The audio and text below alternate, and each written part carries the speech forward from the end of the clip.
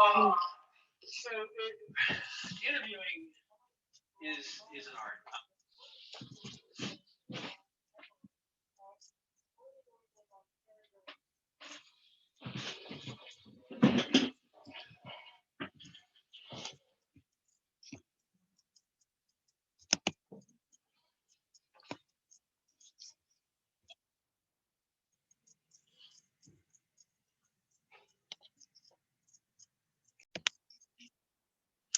So, my name is Caroline Vakaik, and welcome again to Beauty Pageant Podcast Take Two.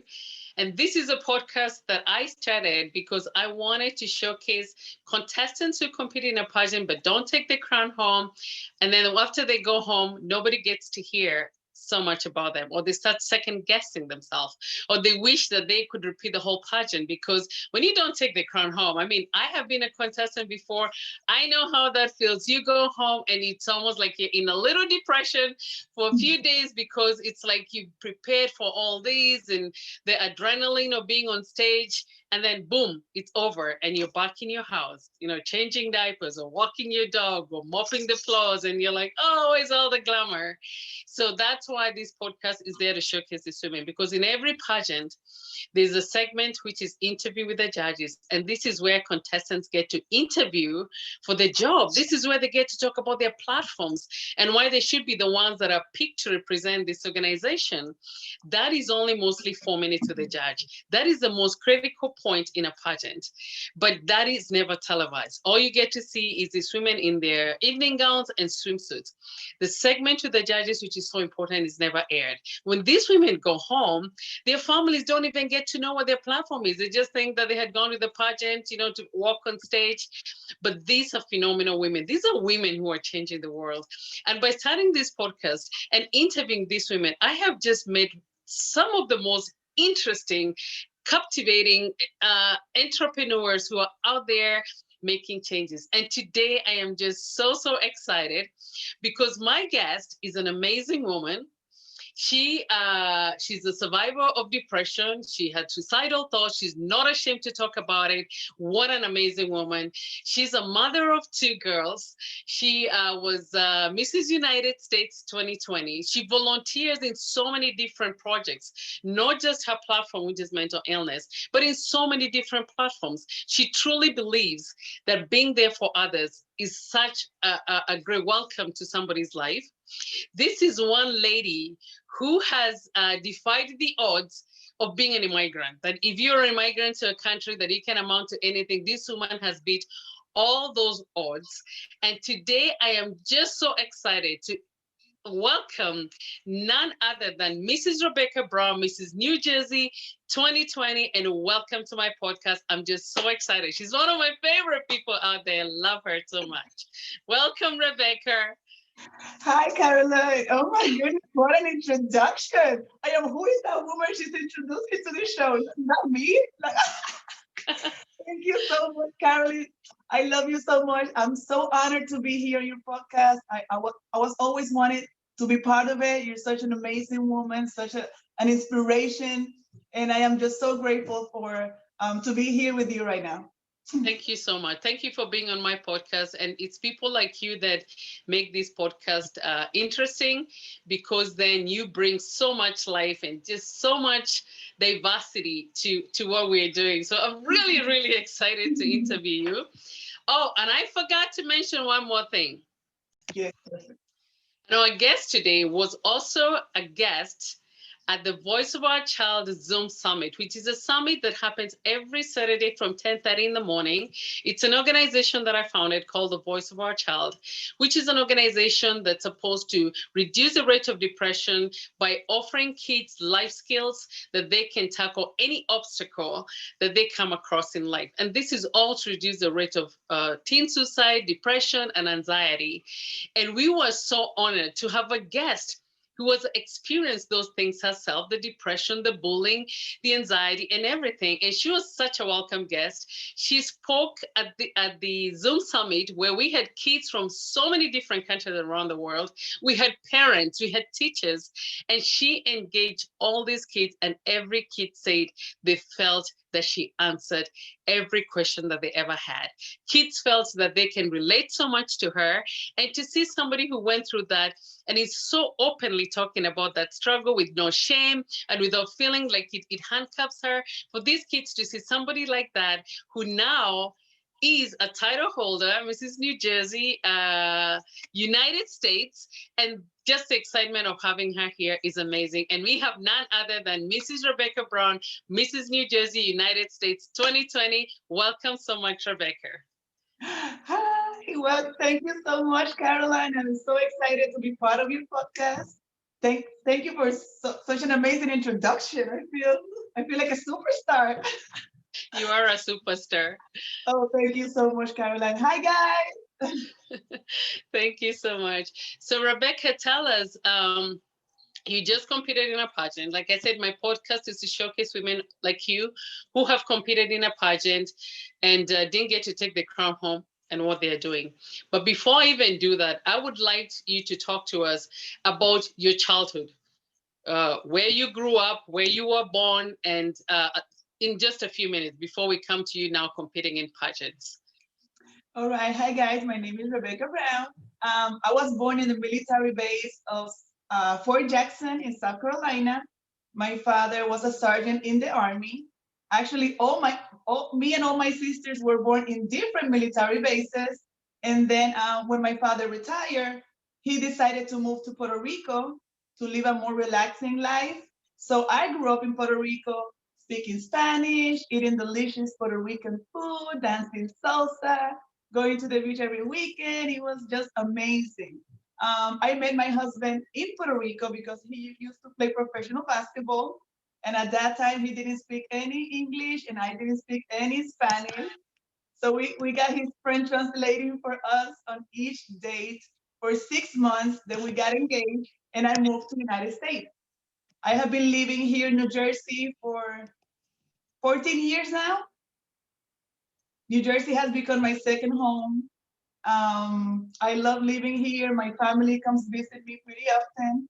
And I just have been living here for all that time. My daughters actually were born here in New Jersey too. That's great. That is so amazing. And so I know that you have a beautiful, beautiful accent. And I say that because I have an accent, and I think that people who have an accent are very special because that means they probably, most of them, speak more than one language. So where is your accent from? It's from Puerto Rico. I mean, I speak Spanish. My first language is Spanish, and I just learned and start speaking English at 25, 26 years old. So it's super difficult to be a grown adult and starting a brand new language in a different country with a different culture, different everything. I feel like it was a challenge. I'm still learning. Sometimes I feel a little, oh my goodness, they can understand me or maybe not. So I feel like that holds me back a little bit sometimes. But I feel like I have to push myself and be like, Becky, this is your second language. You're doing your best. How many people can say that they speak two languages? And it's something that I am embracing. That is so true. I think that you have a beautiful, beautiful accent. I love it. And I love the Spanish culture, the music and the sounds and the food and everything. It's just, it's really beautiful. I mean, I come from Kenya, so I know how it feels to be somebody who has an accent, and then being in the United States where everybody will always mention that, oh, you have an accent. And before I kind of looked at it as a negative thing, and then I realized, you know what, it's a beautiful thing. They're fascinated by it, It's up to me to look at it the way I want to look at it. I can look at it and think, oh, maybe they're being mean to me because they tell me I have an accent. Or I could look to see, you know what, they're just very intrigued, by my accent and that I'm here, because I believe that America is made of immigrants. Right. And also, if you really think about it, we all have an accent. Like the people that are from Texas speak totally different from somebody that lives in Brooklyn. That is so true. So I would like you to tell our audience the story of how you met your husband and getting engaged, because I think that is the coolest story ever. That was so funny. I cannot stop. Like, it's been what, 16 years now, and I still laughing about it. So, like I was saying, when we met, I didn't speak any English at all. I was probably 22, 23 years old, and he didn't speak any Spanish. So when his friend introduced us, I was like, no, I'm not interested. I cannot speak English. And he's like, don't worry, I help you. So his friend translated for us for 6 months on every date. Wow. And then after 6 months, I got engaged. And I'm like, oh my God, you love me so much so quickly. Oh my God, I was so excited. And he's so funny. He's like, Becky, I think it was cheaper to buy you a diamond ring than continue to pay for my friend's food on every date. That I was is like, so oh my funny. God. Oh my goodness. It's a beautiful story. So funny. And I think I always believe that the language of love has no No love has no barrier. language. Definitely love has no language at all. And it's just the way people just connect with each other, and the love and respect they have for one another. Right. And that reminds me, one of my jobs, of course, is contestant coordinator for Mrs. America and the Mrs. World. And during the Mrs. World, we have all these women who come there from all parts of the world, and like majority of them maybe don't speak English. And for the 2 weeks that I'm with them there as a contestant coordinator, I'm trying to communicate with them what we're doing every day. And I've found myself like using a lot of action. Like I'll be going like, okay, you go to bed, and then tomorrow you wake up, we walk on stage, and then we go eat our lunch, and even after I got home, I'd find out I'm talking to my kids like that. I'm like, guys, go to bed. They're like, why are you doing that with your hands? And it's because I was so used for 2 weeks to be doing that. But we become such great friends, and we help each other, and it's just such a beautiful learning process. And those people become like my great friends, and I've seen them evolve and learn the language. And some of them have become, like my clients, and I have been able to help them like start businesses and become speakers, and it's just such a beautiful thing. So yeah, you not knowing English and your husband not knowing Spanish is a beautiful story, and having his friend interpret for you for 6 months. Wow. No privacy on your date. No privacy at all. I think my husband was tired of that already. No, you couldn't even flirt with him because you don't know what his best friend is going to tell you. Right, exactly. So Oh my, funny. that's beautiful. So does your husband speak English now? I mean Spanish? A little bit. He said only on emergencies. He Only tried in to, emergencies. yes, but he can understand perfectly. Perfectly. Yes. Ah, okay, that's beautiful. Mhm. What about your kids? Do they speak Spanish? A little bit, a little bit. I think I focused on them learning English first because Yes. it was so difficult for me that I didn't want my kids to go through that difficulty in school, or being bullied or discriminated or put it like in a special class because they didn't know the language. So Yeah. I focused on them learning English first. And I feel like it was a good thing. They're straight A students. I am so proud of them. And now little by little we communicate at home in Spanish. And I am, we're still practicing, but yeah, That's they're great. doing good. Mhm. Oh, that's good. I'm glad that you're trying to teach them both languages. One of the things that I regret is that I didn't really continue teaching my kids. I mean, my native tongue. We speak 3 different languages in Kenya, Wow. and my mother tribe, which is Kikuyu, then Swahili, which is like Portuguese and Arabic mixed together. A lot of people speak that there, and then of course English. But when they were little, I spoke to them, and as they started growing older, I stopped doing it. And I think it was tough because most of the time when I was communicating with my husband, who's American, it's like I'm speaking in English. So it just becomes difficult to, mix all this language in there. But I wish that I did. But they're learning as we go. They learn every time we go to Kenya, every on our mission trip. They're learning a few words, and I'm so proud of them. Yeah, that is it's very good and important for them to know about their culture That and the is so language so true. they can communicate with their family members too. That's so So true. yeah. Hmm. So So on Saturday, when you were speaking to the kids at the Voice of Our Child, you talked about your struggle with depression and suicidal thoughts or ideation. And you talked about coming to the US because you told us that when you were born here, you moved back to Puerto Rico when you were 6 months old, and that's where you lived until you came to the US as an adult. Can you just walk us through that? What was that like? Yeah, when I moved here, it was super difficult. I'm sorry that it cut off.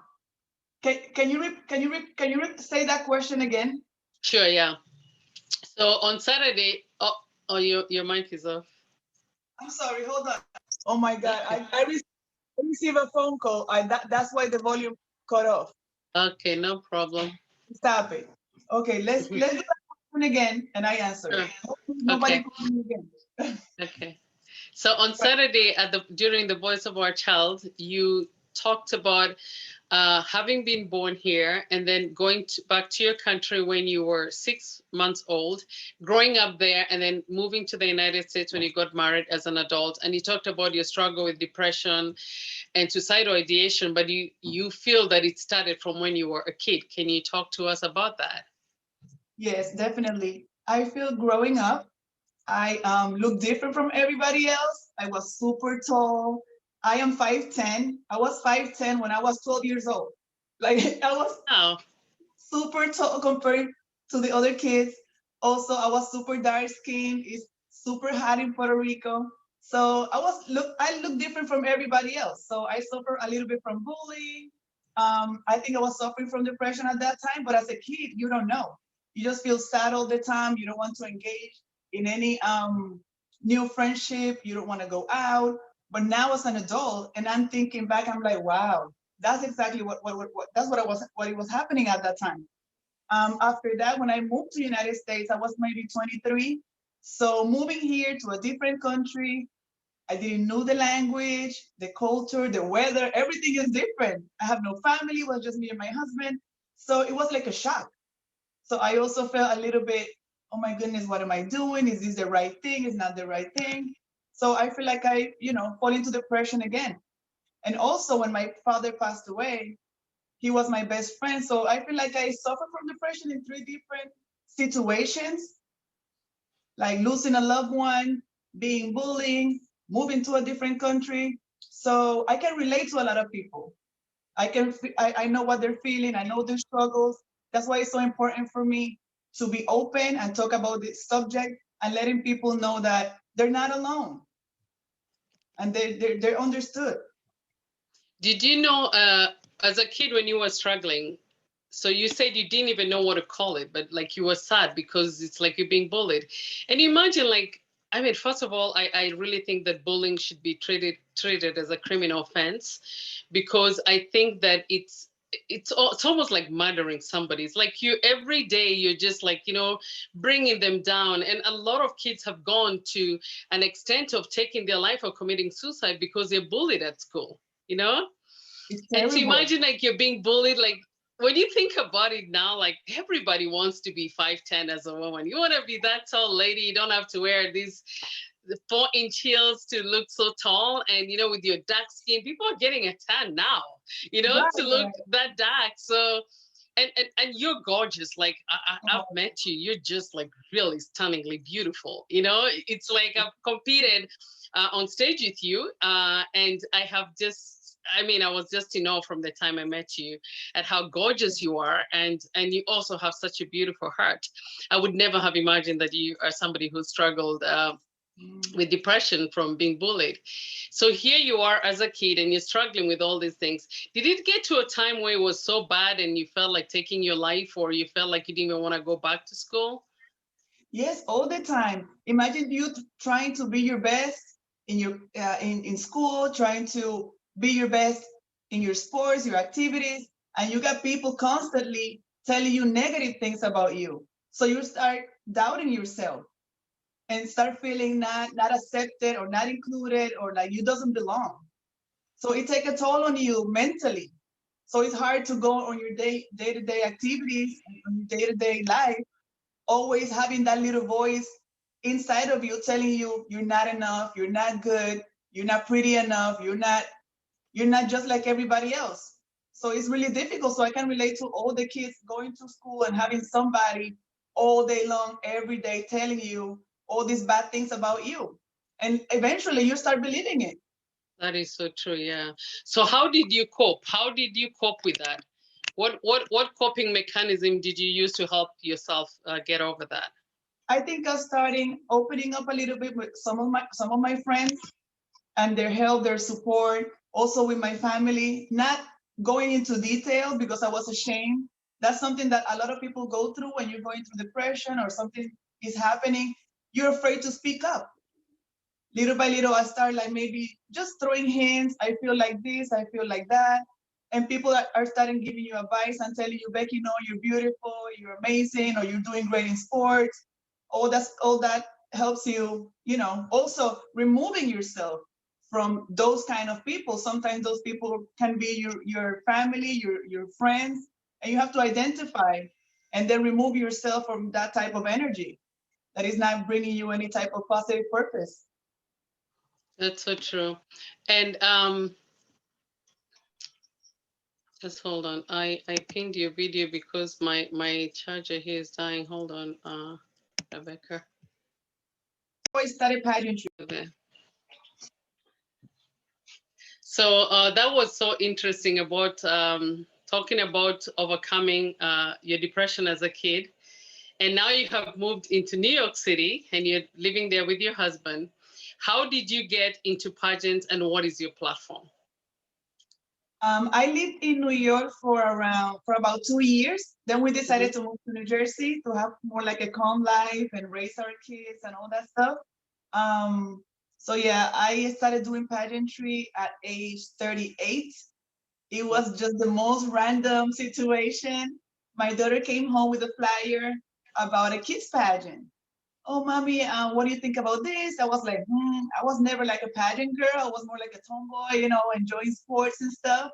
And one of the moms told me, Becky, I think this will be great for Phoenix. That's my little one because she's an introvert and she's really shy. So she told me this will be great for her to help her bring her best self out. And I said, you know what, great idea. So I signed her up in the pageant, and the director, she told me, Mom, you should join too. And I was like, me? Like, I never in a million years thought about doing pageantry. But at that time, I was also still thinking about, my experience learning the language and how difficult. Like, I wasn't really, I didn't, I was going through depression still at that time. I feel like I never really addressed it. So I have all these feelings from all these experiences, like the bullying, the loss of my father, moving to a different country. So I feel like I never really went through therapy or anything. So those feelings still inside of you. So when I joined pageantry, that helped me really look at myself in a positive way. All the women that you meet that are so accomplished and so inspiring. Also, all the things that you learn. You learn how to speak on stage, your stage performance. You're still appreciating yourself. So pageantry literally helped me overcoming depression. That is something, yes, that was like, what? So having all those women around, they were literally like my support group, helping you, becoming a better person. So when I joined the pageant, I won my first pageant with no experience, no coaching, no nothing. I'm not surprised.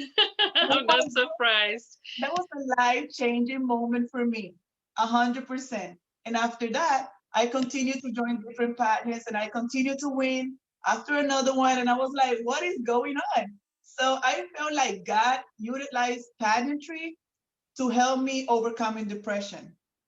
So I wanted to tell everyone, if you have something that you really love, it can be a sport, bowling, or like ballet, I don't know, any activity that you really enjoy, go ahead and do it. It doesn't matter how old you are. If it makes you happy and if it brings the best of you, do it. At the end of the day, I feel like life is too short and we have to just enjoy life, and that way you can also inspire others to do the same thing. That's so true. Yeah. So I know I love pageantry. I think that it's one of the most beautiful system that was ever invented. Yeah. And you know that I work for the Mrs. America and the Mrs. World, and we always laugh because the owner of the pageant always said that it was his wife's idea at 3 a.m. in the morning, and every time, as many women we lose. I don't know about you, but sometimes it's like most women have almost like an alarm clock in their brain where 3 a.m. in the morning you're kind of awake. And I always think to myself, like, I better come up with a really good idea here, you know? I think about the idea of bringing a pageant, you know, like especially for even married women. And it's just something so great that a woman really thought of bringing these pageants so that women can get together. Because whenever there's no other time in your life that you'll get like 2 weeks just with your girlfriends without your family, where you're just waking up, putting on makeup, you know, getting on stage, looking nice, you know, sharing it. It's like women who think alike in one room. So it's such a great idea. So Yeah, now that's tell me, why didn't you seek help for your depression? I feel like it was time.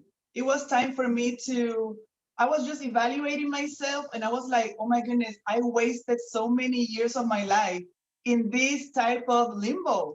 You know, not feeling good about myself, not really accomplishing all my goals, feeling like I wasn't good enough, like I wasn't worth it.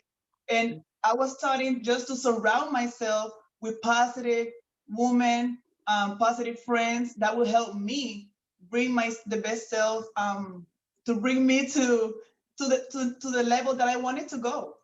And I feel like that is key too. Sometimes even in pageant, in my last pageant, one of the girls was commenting, "Oh my God, I feel so bad.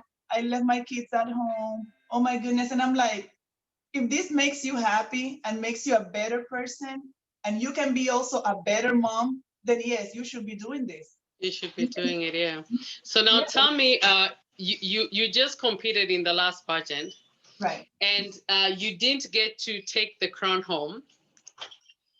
And how did that make you feel? Because I like my whole idea when I started this podcast is to let people know that after women get home after they've competed in a pageant, they didn't take the crown home. It's tough.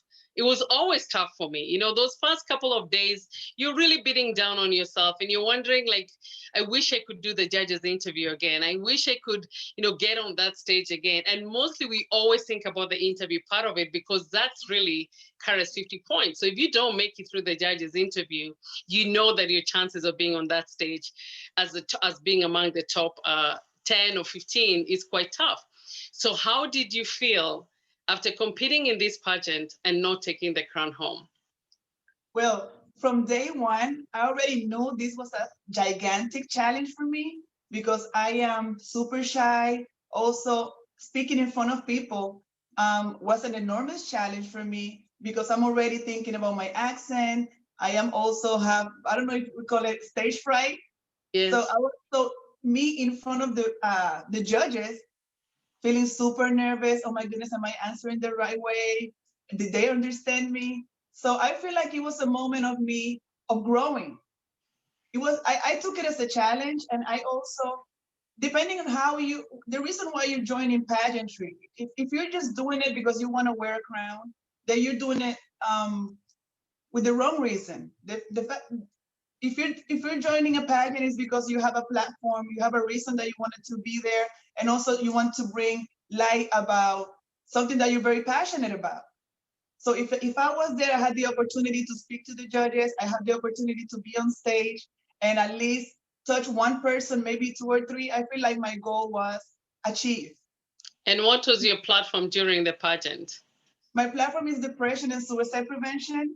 I feel like we have to continue to talk about it. Mental illness is extremely important, affects millions of people around the world. One, It's okay. We'll edit that out. perfect. 800,000 people died of suicide every year around the world. That's one person every 40 seconds. So I feel like we have to talk about this everywhere you go. That's why I feel maybe I don't feel ashamed about talking about this subject because I feel like it's very important to people to know that I am here. I'm here for you. Please don't act on those thoughts. It's plenty of help. It's medication. It's therapy, support groups, and the fact that people feel so ashamed and rather act on it is extremely heartbreaking. God, it is very heartbreaking. Right, And right, did you, yeah, after now you've come home after the pageant, and did you wonder why? Did you wonder why you didn't make it to the pageant? Did you start second guessing yourself? Did you think that there were things that you could have done differently? Oh no, I already knew. Maybe because I have judged pageants before, state and national, so I have been on their position. So if I am looking for a representative that is confident, that is completely themselves, talking in front of people, and can, do all these things, I will pick that contestant. But me coming as a contestant and I was super nervous, I feel like I can understand why. Because literally I was super, super nervous in front of the judges. And I feel like I really didn't lose. I feel like being in front of you right now, um, I'm so sorry. What are you sorry about? Okay, like this for me is a challenge. Speaking in front of somebody. So me, I feel like I'm using pageantry to help me become a better person. Now speaking to you on this podcast, I feel like I am growing little by little. This is something that I will never do. Wow, that's great. I'm glad. I'm glad that you feel like you're getting help for it. I mean, just even through the podcast, but I mean, just by talking to you, like I wouldn't really see you as somebody who is nervous. I think that sometimes like we are our own worst enemies, and what you're feeling inside you think is projecting out, and normally sometimes it doesn't. And I've heard from people who struggle with, either depression or anxiety or any form of like mental illness. They feel inside whatever they're telling you they're feeling inside. They keep saying, oh my God, I'm so sorry, this is how I feel. And you're like, no, I would never even have guessed. I can't see it. It's not written on your face, because Wow. depression is not something, it's not a mark on your face that you walk around that Right. people can see, which is either a good thing or a bad thing, because a lot of people who are struggling, we mistake how they are, or if they're quiet or they're not talking much. We think they have an attitude, or we think that they're bad people, but they're really struggling inside. So so depression is actually a silent killer. It's something that a lot of people hurt because they're not able to project it out there. But seriously, I would never ever guess that you're nervous. So whatever you're always feeling, I think it's inside you. And I think that maybe with the right therapy, or with the right help, that you'll be able to take that out, because you're such a beautiful person. You interview so well, you're so intelligent. I think that you just need to really get that out of you, that that you're great, and that even with your accent that you're doing amazing things, because you are being a spokesperson for others. And I don't think that your accent should prevent you from feeling like that, because when you get into a pageant anyway, no matter who we are or how we feel, we want to win. You want to take that crown home. Right. So I don't think that he went there feeling like, I'm not going to take this crown home. I know that I have an accent, I have this. Because if you go with that attitude, then you'll never take the crown home. I know. It's such a struggle. I feel like maybe because I experienced depression for so many years, and now is when I'm finally, Becky, no, don't think about that no more. I am still on that process of getting better. You know what I mean? So Yes. sometimes that pulls me back. Oh no, Becky, you're not gonna do good. You know what I mean? And then I have to pull myself. No, Becky, you can do it. So it's like a battle inside of you. It's like a battle inside. Yeah, I've heard people say it's Right. like a battle inside of you. It's like Right. it's like somebody telling you, oh, you're not good enough, and another telling you you're good enough, and you're kind of like trying to fight that. I totally sympathize with people who struggle with depression. I have a child who has struggled with depression. I have a spouse who has struggled with depression, anxiety, and it's really sad watching them suffer every day and beat down on themselves. And some days are better than others. And I think it's the worst thing ever for somebody to go through. And yet they are expected to do the same thing that a normal person does, Right. like That's true. show up to work at the same time, leave at the same time every day with somebody who is not struggling. You are struggling. you're supposed to handle everything in life the same as somebody who's not struggling, and it's so sad. And that's why I really am so envious of people like you who come out and talk about it, because then it's like, once you know, it's like you embrace people. It's like you treat them even with more kindness, and you even love them more, because you know that the load is heavier for them than it is for us, you know. Me That's just waking up in the morning as somebody who doesn't suffer from depression is like, I just get up, take a shower, you know, I go on with my day. Somebody who's struggling with depression has to do those same things, but sometimes it's even a struggle for them to get out of bed. That's Sometimes true. it's even a struggle for them to pick what they want to wear and feel good inside, because for it to project out there. And it's so I really I'm really envious of you that you do get out there and you talk about it, because you're such a beautiful person, and I think you're the greatest person to talk about this. Oh, thank you so much. I feel like it's very difficult for me. So, like you said, it's like you're battling. It's like you can be your worst enemy or your very best friend. So every day for every situation, you're battling and you're trying to be the best that you can. So even in pageantry, I'm like, I am going to show up. I am going to do my best. I am going to practice. I am going to have everything put together. And then you have that little voice, Becky, you're not going anywhere. You're not going to do good. So imagine a different situation. You're like trying to focus on that interview or trying to focus on stage, and that little voice inside of you, Becky, what are you doing? You're wasting your time. So it's a constant battle. And I It feel is like, yes, having a support group, having therapy is key for you to get to a full recovery. Some people never get to that point because they give up. A lot of people have given up. We know that suicide is the second yeah. leading cause of death, and a lot of people do give up. Did you ever get help for your depression?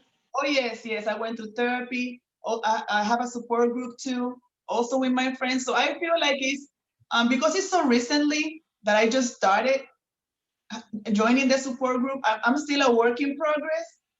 Hopefully, in more time, I can really get rid of that voice and become, who I wanted to become, and do all the amazing things I wanted to do. But for right now, I feel like I'm still there. So when I talk to people and I tell them, girl, I completely understand you. I am going through this. I hold my hand. We're gonna go through this together. I think that you're the best person to be a spokesperson or mentor to somebody who's struggling, because I always find that, even though I founded this organization that offers this mentorship to kids, I use a lot of people who have struggled with depression themselves to be mentors to these kids, like to talk to them where they can really understand each other, because I can listen, but I cannot understand. It's like telling somebody who's never had a baby about labor pains. They don't know, they can't really get what that is. And I think that people relate better with people who truly, and especially with depression, that's what I have found out.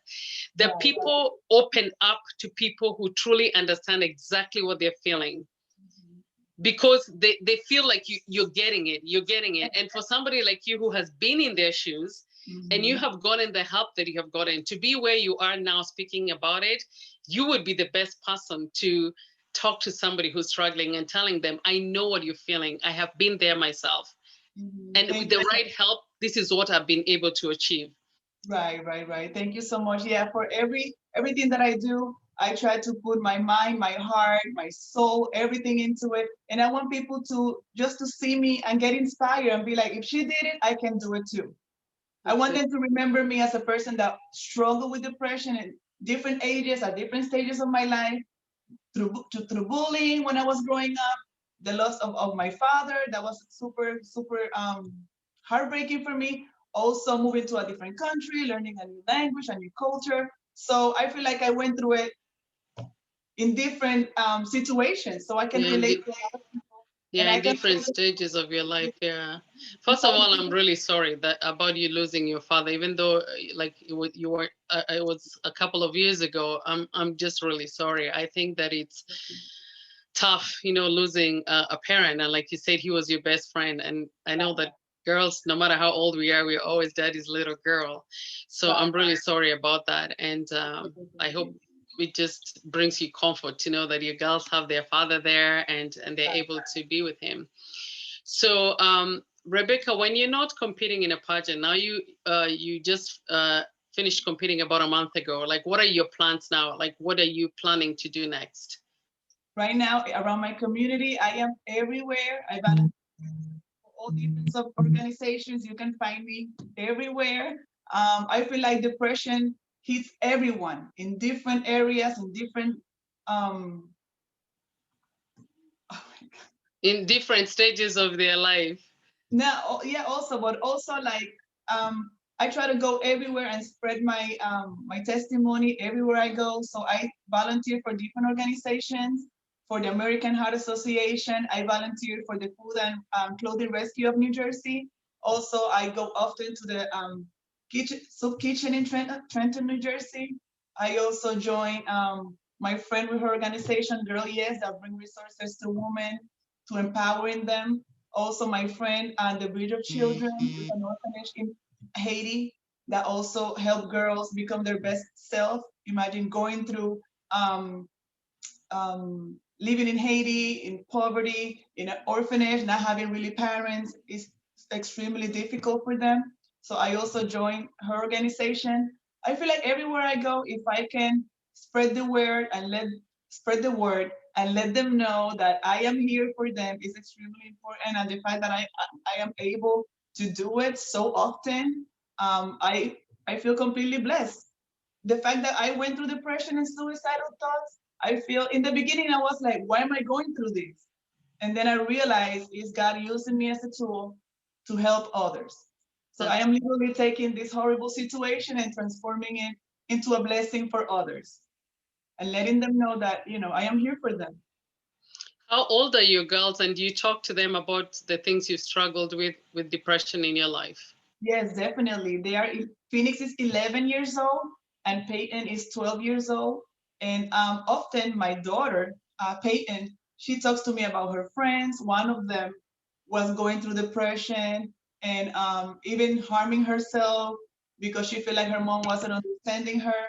So I spoke to her, I spoke to the mom because she was afraid to talk to the mom. So I serve as a link between them two.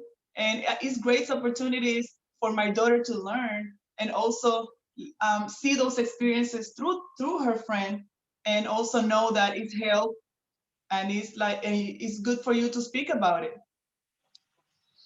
What is the one question that you've never been asked, either by a judge or in a podcast? What is the one thing that you've never been asked that you wish that somebody would ask you, or that you'd want to tell the world about you?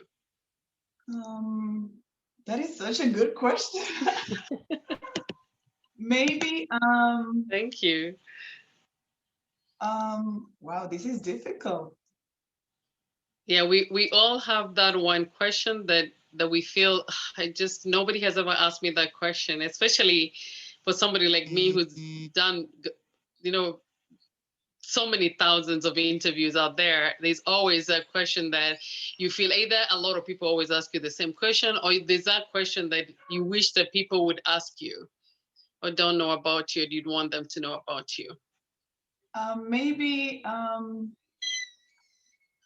what inspired me to get help? Because sometimes you are in. Sorry, can you repeat that again? Because somebody was closing my door and it recorded. Okay. So what is that one question that you wish that somebody could ask you? Maybe why I decided to get help? Because I feel like being on depression and you are not really, you don't want to open to anybody because you feel embarrassed, you feel ashamed, you don't want people to think, you know, about you in a negative way. And I feel like the number one reason I wanted to inspire my girls and be the best mom I can be. And I said, okay, I need to really, they're looking at me, they're watching everything I do. And I said, okay, they're growing up and I am their role model. They're looking at me and whatever I do, whoever I become, they're going to repeat the same situation. And I said, I don't want them to go through depression and never feel like they were good enough or like they never, they're not worth it. So I said, I have to really look for help and try to become my best self. And every time I go to a pageant, if I win, I'm happy. If I don't, it's also, I'm happy because I'm teaching them a lesson of how to just come home, it's fine, keep it moving, it wasn't your time, it was somebody else's time. Be happy for that person. God always has a plan. And if it wasn't meant for you at that time, it's because probably she needed it. She needed it more than you. And I experienced that. I saw the first time I won my pageant, I had no experience. My wardrobe probably wasn't the most expensive one, but God gave me that blessing because He knew I needed it at the time. That's And true. the same way, I wanted those girls that were super prepared or super gorgeous to understand that God gave me that blessing because I needed it. I also have to understand that God gave them that blessing because they needed it at the time. So you have to be happy when you get when you get crowned and you have your moment, and also be happy for somebody else when they get their moment, their crown. Oh, that's a beautiful thing for you to say, because I know that in pageants, sometimes women, we are our own worst haters. It's like when Right. somebody wins and we're there and we're trying to find every reason under the sun why Mhm. somebody won. You know, you're there, they have just won, and you're trying to think, oh, maybe she knew somebody, maybe she won because of this. It's just really being happy for them. And until maybe you win yourself and realize that there's all these contestants who are going home who didn't get to win the crown, and you wouldn't want them to say bad things about you, you know? Right. And that is one thing that I always speak to contestants as a contestant coordinator, that when you are all at a pageant and you have all come to compete, it is because you're the same level. You all want to be a voice for something, and don't feel that after somebody has won that they won because they bribed somebody, because you know this happened to them, because you're all here because you won your state titles. Right. You're Right. all Right. here because you won your country titles, and now you're going for the international. How would you feel if somebody back home was saying you won because of this? And it's almost a wake-up call where people realize, oh my God, yes, I am a winner right now, and I'm Mhm. just going for a higher title. How would I feel if somebody was trying to justify why I won? And it's the best person who always wins. It's that person who goes out and really gives their best. It's like a sport. One of the contestants that I interviewed one time told me that pageant is like a sport. You get a It is. coach to help you, and you're getting ready and you're working out, and some people go on a special diet, you know, you're choosing your wardrobe, and then you get on that stage and it's like you're competing with the interview with the judges, you're competing on stage with your evening gown and your swimsuit. It is definitely like a sport, and unfortunately there's always, you don't win as a whole team. One person gets to take the crown home, but I believe that that person is a representative of many winners. You know, you're just not just a winner but a representative of a group of winners. Of course. Imagine 50 women, only one will get the chance to get the crown home. Sometimes Yeah. people say that you have a bigger chance of winning the lottery than winning the pageant. You know? It's so But if true. you, yeah, but just be happy for whoever that won. Embrace Yeah. that person, is their moment, and just be happy for them. Like you will have your time too. Yeah, it's tough, and it's tough to me too when I have been a judge in so many different pageants. It just breaks my heart to Right, see right. all these women who you want like so many of them to win, because everybody has a captivating story. Everybody's platform is so dear to their heart, and each one of them has a personal story on why they pick their platform. And it's just so difficult to really just, you know, choose one person, but it's what it is. You're there. That's what we do. Yes, 100%. I just wanted 100%. every girl to know if you don't get the crown home, it's fine. It It is doesn't fun. mean, yeah, you're still a winner, you're still representing your state, you're still working on your platform. Just stay out there, do your job, and people can be inspired and follow your footsteps and be Yeah, happy for whoever that got to take the crown home. that is great advice. Yeah, just be happy and pick up yourself, dust off, and keep working. Yeah. Right, And exactly. where do you see yourself 5 years from now?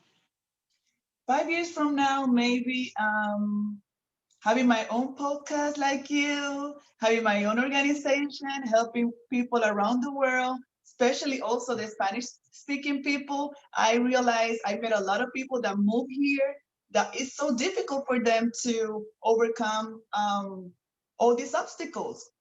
I met a lot of doctors, teachers, professionals that come here and have to work in different type of jobs that are not related to their career just because of the language barrier. So that put people in a lot of depression and a lot of anxiety. So it's really important for me to let them know that don't worry, it's gonna take time, but you will get there. Oh, that's great. That's great. I love the plans that you have. I really do. Part of the what I do with this podcast is that I give contestants a platform to talk about their platform and they want to do, so that if they want to compete again, then there'll be known figures out there. Like future judges will already have seen them out there and the work that they do, because we know that in a pageant you only have 4 minutes with the judge. So, but at the podcast, if I put it out there, the whole world gets to see it. Right. And then for contestants who don't want to compete again, I give them an opportunity to pivot from just their platform to making it their passion and to making it a project. Yes, definitely. And because that's what I did with my platform for as Mrs. Kenya, when I was Mrs. Kenya in 2007. My platform was clean water for Kenya and school education. And from that, I ended up opening my tour company, which now does mission trips to Kenya and safaris to Kenya. And we provide clean water and school supplies to the kids, with my platform as Mrs. Pennsylvania, which was reducing the rate of suicide in our youth and depression. I started my organization, Voice of Our Child, which now offers mentorship to kids. So I believe that anyone who has competed in a pageant and has an amazing platform can always pivot from just making it a platform to making it a project, to making it an organization, to starting a podcast like this, because of me competing in pageants. That's how I ended up as a contestant coordinator. That's how I ended up thinking, I'm meeting so many women who I see how they're vibrant during the whole weekend of the pageant. And then after the pageant and they don't get to take the crown home, I don't get to hear about them. And I said, I have to reach out to all these women and give them an avenue where they can come and talk about their experience and talk about their platforms. So if there's somebody out there at home who's listening and maybe as a married woman, or even if they're single, they're trying to find a purpose in their life. They can know that they can pick up platform which is very passionate to them. They can compete in a pageant, and out of competing in a pageant, so many wonderful doors open for you. I believe that so much of what life has thrown at me is because I first competed in a pageant. I have met amazing women like you and so many others who inspire me and we work so closely together. In fact, like most of my students in my 6-week and 8-week program that I have are contestants who competed in a pageant. And I'm like, Caroline, I want to be like you now. Like, what do I do? Now, how do I go about it? And I coach them on that, and it's just so beautiful to see them out there and just have them saying, I'm so glad that you gave me the wings. I said, no, I didn't give you the wings. You always had them. You just needed to know why. You just needed to know how. That is so true and so nice, Carolyn. Like right now, I am working on my public speaking skills. I feel like I'm practicing. This opportunity is such an amazing opportunity for me right now, because I'm getting out of my shell, little by little. So I feel like this is my biggest obstacle. So as soon as I overcome this, I feel like I can flourish and do all the amazing things I have in my, in my mind. But right now, like I was telling you before, little by little, take your time, work on yourself. That way you can be a better person for others. That is so true. Yeah. So what is the one thing that you feel that this podcast has done for you, or that I have done for you? What do you think that has this helped you at all? Oh my goodness, yes. The fact that I'm sitting here in front of you speaking, remember thinking always, oh my goodness, my English is good enough. Am I speaking? Am I saying the right words? So this is for me, it's like this is a life-changing experience, girl. Like I'm really practicing, I'm putting myself out there, even though I'm nervous, I'm freaking out. I am begging you, come on, this is good for you. So yes, I mean, Carolyn, a woman like you, with all your experience, all the beautiful things that you have done. When I joined last weekend, and I see all those kids, how are you changing their lives? Oh my goodness, Caroline, you're such a role model. You're such an inspiration. And I just feel blessed to know you, and the fact that you invite me to your podcast. Thank you so much. I will be forever grateful for this opportunity. Thank you so much, Rebecca. And you do every person who comes on this podcast always teaches me something. So we are both benefiting from each other. And I love that you are the face of depression and mental illness and anxiety out there, because you are a beautiful person. You are a very outgoing person. You have achieved so much in your life, even though you say you don't feel it, but you have achieved so much in your life. You're a great role model. And there's no better person, seriously, to be out there speaking about depression to these kids who are struggling than somebody like you, so put together and looking gorgeous as usual, and talking to these kids that I struggle to. I have been where you are, and look at me now, you know? Right. So you are doing something so great, and I'm just really grateful that you were a guest at my other organization, The Voice of Our Child, Zoom Summit last Saturday. It was so beautiful to see you there talking to the kids. It was great that they felt that they could identify with you. That is such a great thing. So you did change a lot of lives, and you're continuing to change them. And all I wish is the best for you, like going forth. I know that you can do amazing things, and I will help you to get to where you want to get. I'll be there for you, and I'll walk you through all those steps to get there. What is the one closing remark that you would like to give out to the people? And where can they follow you? I know they can follow you on Facebook at Rebecca Brown, but if you want to share any other way that they could get in touch with you, and a closing remark, that'd be fantastic. Yes. Guys, you can follow me on my Facebook, Rebecca Brown. I always try to encourage everyone, have positive content. Also, you can follow me on Instagram, Mrs. New Jersey, United States 2020. And a saying that is really dear to my heart is bloom where you're planted by unfolding your own beauty. We all have our unique talents, our unique characteristics. It doesn't matter where your situation, just bloom and make yourself available for others and inspire everybody with your story. You don't know who you can change. Thank you. That is so, so beautiful. Thank you so much, Rebecca. Always, always a pleasure talking to you. And I have truly enjoyed my interview with you and seeing you last Saturday. And I really wish you all the best out there. And again, this is Caroline Verkuyk, and you could follow us on Instagram at Verkuyk Caroline, and also on YouTube and the Beauty Pageant Take Two podcast. And if you're a contestant out there, you have competed before, and you want to be known out there, you want to bring out your platform there, you want to get rid of all these questions of people asking you, oh, who took the crown home, how come you didn't win? We all know that competing in a pageant is not just the evening gown and the swimsuit, it's the platforms, it's the passion that we bring into it. And if you want to showcase that to the world, just email me at info@beautypageanttake2.com or drcarolinenv@gmail.com. That is drcarolinenv@gmail.com. I would love to have you on my podcast. And keep doing what we're doing, because as pageant girls, I believe that we can change the world. So welcome again, guys, and thank you so much for tuning in. Thank you. Bye.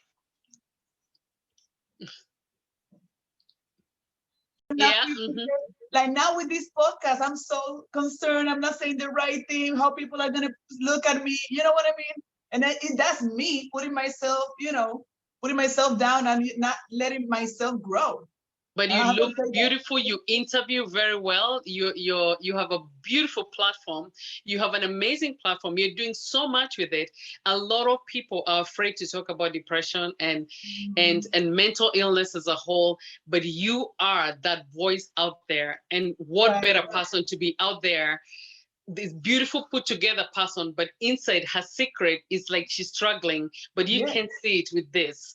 And a lot of people who struggle with depression, like I said, they're probably in their pajamas in their house, not even probably taking a shower, not even brushing their teeth, just being horrible. And it affects it affects the whole family. And especially during this time of lockdown, A lot of Yes. people who suffer from depression, mental illness are now hiding in a cocoon. They're happy that they don't have to go to work. They're happy that they don't have to go to visit their friends. They're happy that they don't have to pretend that they're happy. It is a sad time for them. And what better time for them than to see a beautiful face like you telling them, I understand you. What you're feeling right now as you're laying on that sofa is what I'm feeling in my heart. But I woke up, I brushed my teeth, I put on lipstick, I put on, lashes, I made my makeup. Go there and try to do it. Wake up and put yourself out there. So you are a very, very great role model. And I just think that you're a really good representative. Thank you so much. I'm trying my best, and I thank you so much for this opportunity. This really literally is bringing me out of the shell. You know what I mean? And helping me grow and, start doing new things and not be scared no more. Like Becky, like, hello, we don't got time to be scared, No time to be scared. And I can't wait to see all those things that you have planned out. And I know that you'll be very successful. I'm going to do that. Yes, I really know that. Yes, I know that you're going to be very successful. Do you like that name? I thought about naming it Bloom. Yeah. Because it's like you are, I got inspired by the lotus flower. The lotus flower grows in the mud. Okay. And it's so beautiful when it blooms. When it blooms. Oh, okay. It doesn't matter the situation you're in, just bloom, that is a very beautiful name. I love it. And the way you're explaining it is really beautiful. And I can really see you coming with a beautiful logo, and this plant growing out of the mud is like, even though it's like mud here and dirty and you all think about the mud, look at the beautiful flower that can grow out of it. But I tell everybody, I tell my students all the time, when you're thinking of what to name your organization or your foundation, first Google that name and see who else is associated with something that's kind of uses that name. First of all, you don't want to use, of course, a name that's been used there before, even though you could use it in different ways, like maybe blooming with sunshine or whatever. You can use different words, before and after it. But look at the organization that are associated for it, because you don't want somebody to Google you and then see find something else. and find something else. But I love the name. It's beautiful. And I think that it will be a beautiful name. And I love the description of what you give for it. I can see your description really being something so beautiful, like depression and anxiety and mental illness. It's like mud, it's dirty, it's ugly. Nobody wants to go there, but look at what can bloom out of it. You can be that flower that blooms out of it and just become something so beautiful. Right. And I feel like not only women can relate, also men. It's like, because I want everybody to feel related and everybody to reach out to me and everybody to feel included, Yes. Yeah, I think that with your blog that you should open it up to everybody, to adults, and because depression, mental illness does not choose the age, the color, the gender, and everything. And for you to even talk about like immigrants who first come into this country and the depression that they go through. I told you when I first came into this country and I couldn't figure out how the money, the currency. And I didn't want to get on the bus because the driver was an exact change, which you call $1.20. And I'm like, what's $1.20? I don't know. I just walked the 3 hours to work. I just walked the 1 hour to work instead of trying to figure out. But such things that people don't even think about affect us so much. So I think that your blog will be very, very successful. And especially for somebody like you who understands the fear of immigrants or people coming here with an accent and how they feel, and that such things can cause you depression. And I can also, if I do like the 30-minute video, I can do the 30-minute video in English and then do a 30-minute in Spanish. In Spanish, yes. So you could even use the captions in English. You could do it in Spanish and use the captions in English so that somebody can look at that. Yeah. So. Yes. I'm excited. Yes. I'm excited for you. Oh my God, I'm so grateful. Alrighty, nice talking to you, Rebecca. I always enjoy talking to you. Thank you, enjoy talking to you too. You have no idea what you're doing right now. Thank you so much. Oh no. I know you're also doing the same for me. It's a two-way traffic. I get encouraged so much when I interview people and I hear them saying, "Oh, you don't know what this has done for me. Oh, this is something." It's great. We are both growing that way. I have learned so much from you. So much from you. Oh, thank you. Anything that you need, I'm always here for you. And I might not be able to join you tomorrow, but Yes. if any other Saturday, I'm here. Just let me That know. that is so true. Yes, and I Yes, encourage other young kids, to yes, and join. my We daughter. have kids as young from 5 years old all the way to young adults. So Perfect. Yeah, we'll tell my daughters too. This okay, can help them thank a lot you, too. thank you, Rebecca. Have a wonderful day. Keep You too. smiling. Thank you. And Bye call bye. me anytime when you have a question about what you're doing. Just call me and I will help you out. Thank you. I got the best teacher. Yes. Thank you so Anytime, much. anything for you. All righty. Bye All bye, sweetheart. right. Bye. Check out the International Face magazine. I think that Yes, will I be a will great thing for definitely you. because I know she's so nice. I joined her before, so I'm Yeah, really excited for this. just put it out there and talk Yeah, about your organization, the Bloom and all that. But just research it first and see what other organizations use that name and how they use it. that's true. I'm going to do that. Thank you. Okay, you're welcome. Bye bye. See you. Bye. Mhm.